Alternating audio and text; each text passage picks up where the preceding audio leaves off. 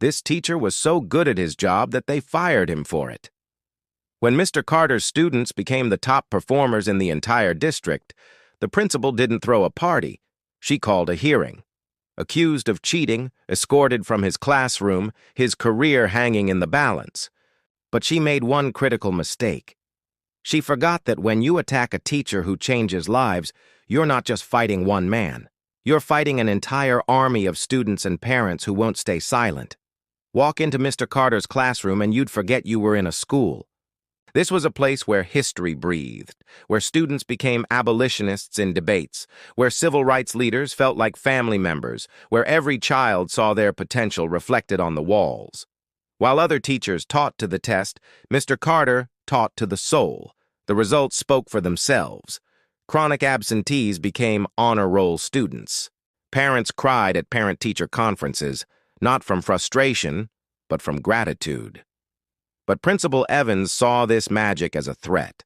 To her, education was about control, quiet classrooms, standardized lessons, predictable outcomes.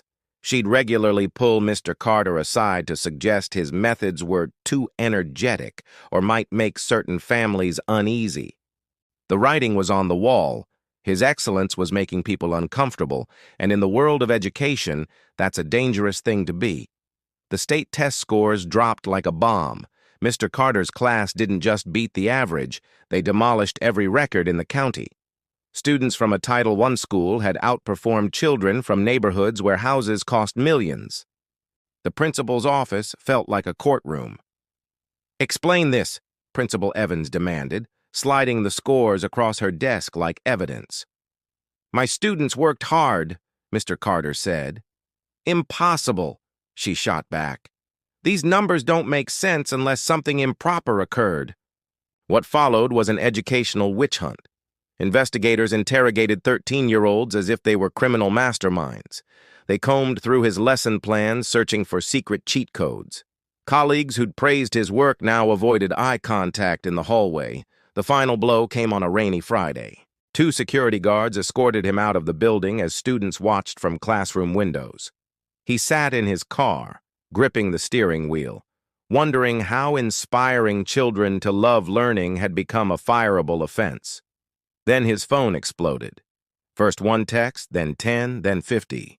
The parents had organized. The revolution would not only be televised, it would be standing outside the school gates at dawn. Monday morning, the school looked like a scene from a movie. Hundreds of people surrounded the building holding signs that said, "Fire the principal, not the teacher," and "Our success isn't a crime." Students had organized a walkout. Local news helicopters circled overhead. Inside her office, Principal Evans watched her career unravel in real time. When the superintendent arrived, he had to be escorted through the angry crowd. Their desperate solution? They called the man they'd fired. "Mr. Carter," the superintendent pleaded, "you need to come down here and calm these people down." When Mr. Carter's car pulled in, the crowd erupted. Chants of "Carter, Carter, Carter" shook the windows. He walked through the protest not as a disgraced employee, but as a returning king. Inside, 3 panicked administrators faced him. "Make them leave," the superintendent demanded. "This is a circus." Mr. Carter looked from their terrified faces to the powerful scene outside.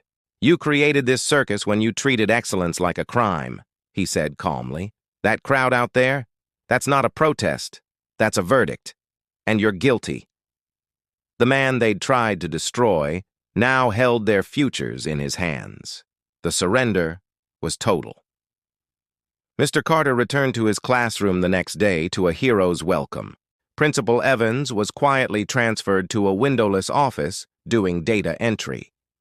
But the real victory was what changed forever afterward.